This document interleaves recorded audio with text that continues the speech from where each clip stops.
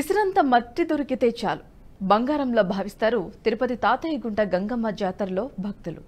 వారం రోజుల పాటు జరిగిన తిరుపతి తాతయ్యగుంట గంగమ్మ జాతర విశ్వరూప దర్శనతో ముగిసింది.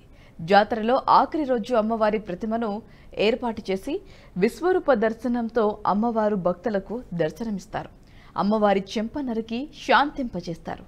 అమ్మవారి ప్రతిమ నుండి మట్టి తీసి భక్తులపై విసురుతారు. ఇక ఆ మట్టి కోసం భక్తులు ఎగబడి మట్టి అందుకుంటారు. ఆ మట్టి కొంచెం దొరికినా అదృష్టవంతులుగా భావిస్తారు భక్తులు. ఈ తతంగం జాతర ఆఖరు రోజు మట్టి కోసం ఎగబడటం ఆనవాయితీ. పోలీసుల పటిష్ట బందోబస్తు మధ్య విశ్వరూప దర్శనం ముగిసింది.